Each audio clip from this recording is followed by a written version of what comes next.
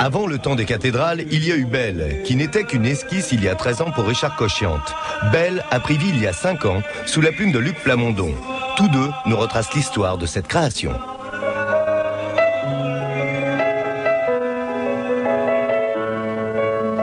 Lorsque je propose des musiques, souvent je mets des mots comme ça, n'importe quel mot, ou en anglais, ou en français, ou en italien, je mets des mots. Et c'était au début, time, when I want to be,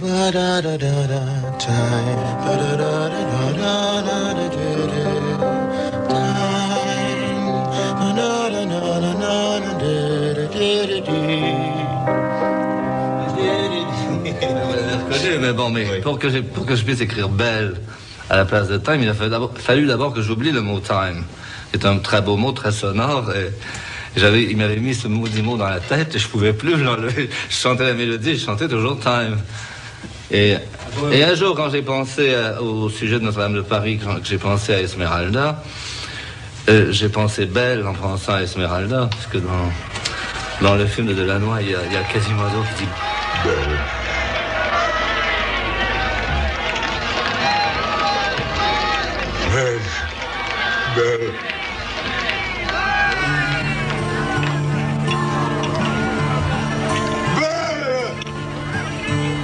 Et j'ai commencé le texte sur la musique et c'était le point de départ de notre opéra.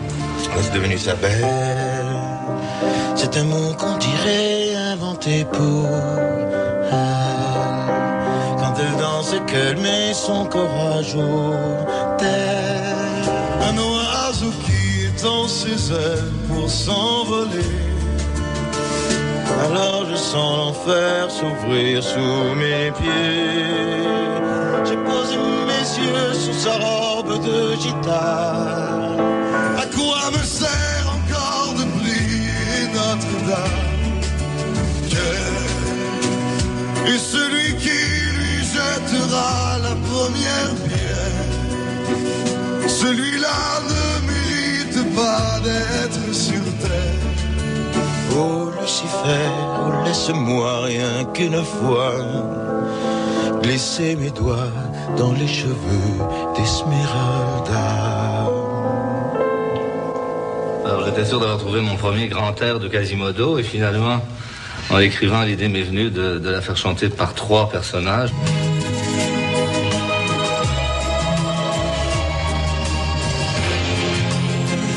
J'ai posé mes yeux sur sa robe de gitane. À quoi me sert encore de prier Notre-Dame? Quel est celui qui lui jettera la première pierre? Celui-là ne mérite pas d'être sur terre. Oh Lucifer, oh laisse-moi rien qu'une fois glisser mes doigts dans les cheveux d'Esmeralda.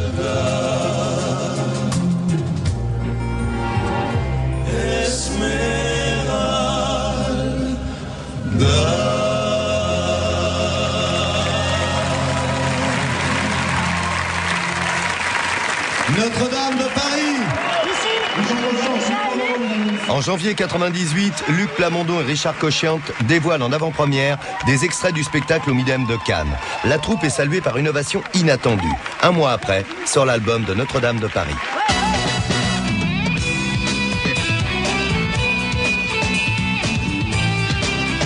Vous allez, comme moi, à la répétition, tomber amoureux de ces 3 hommes qui viennent. Puisque dans 4 jours, sur la scène du Palais des Congrès, Notre-Dame de Paris. À partir de demain, au Palais des Congrès, à Paris, c'est une nouvelle comédie musicale. Un spectacle superbe à partir de ce soir au Palais des Congrès à Paris. D'après l'œuvre de Victor Hugo, musique de Richard Cochiante et texte de Luc Plamondon. C'est un événement parce que c'est quand même assez rare qu'avant même qu'un spectacle soit monté, il y ait déjà eu 800 000 personnes qui aient acheté le disque, alors qu'on ne connaît qu'une seule chanson, et qu'il y ait près de 100 000 personnes qui ont déjà réservé leur billet. Ah, c'est bien. Mais vous vous rendez compte, c'est exceptionnel. Commentaire de Richard Cochiante, c'est une belle année 98, Richard. 4 400 000 spectateurs. 400 000 spectateurs.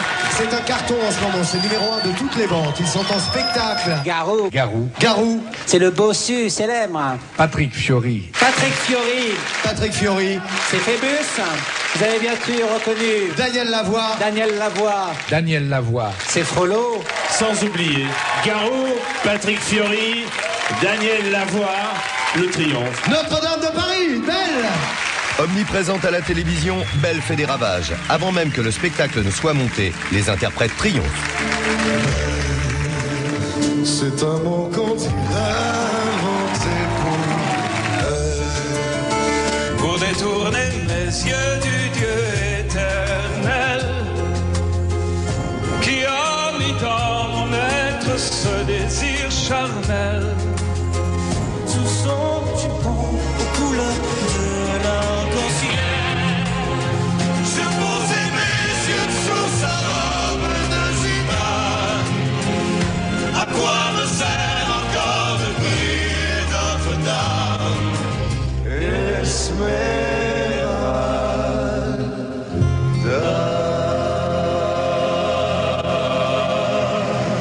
En chantant toujours en direct, Garou, Lavoie, Fiori séduiront la France entière.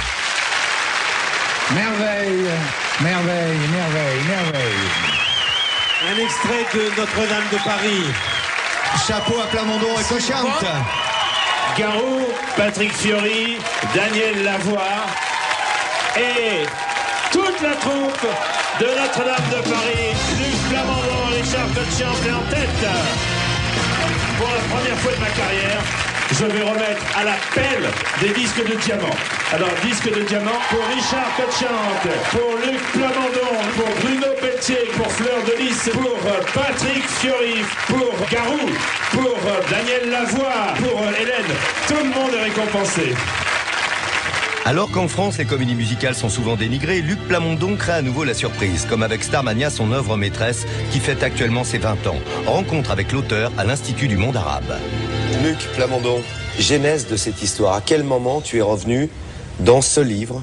C'est celui-ci. Je l'ai bien usé. Hein. Ça, c'est... Il était rempli d'annotations. C'était quand...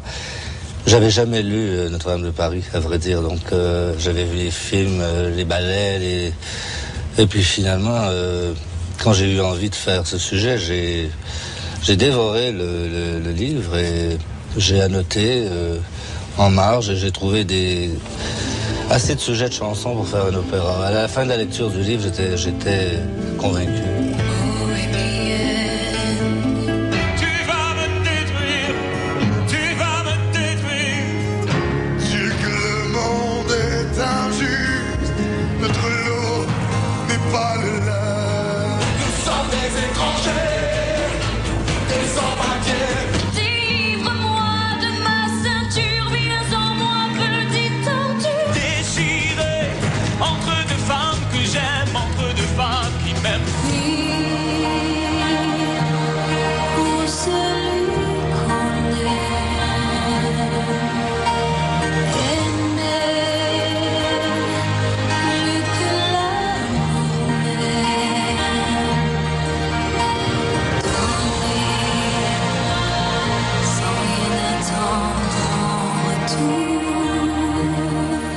Comment tu as choisi les chanteurs, justement? Parce que on l'a vu avec Starmania, bon nombre d'artistes ont fait carrière à la suite de Starmania, et ça continue. Tous les chanteurs qui sont dans Notre-Dame de Paris, qui n'avaient pas un contrat de disque en France, et c'était quand même la plupart d'entre eux, ont décroché un contrat dans les 3 derniers mois. Bon, je les ai choisis en fonction du personnage, évidemment, qu'ils avaient à jouer, en fonction de leur voix.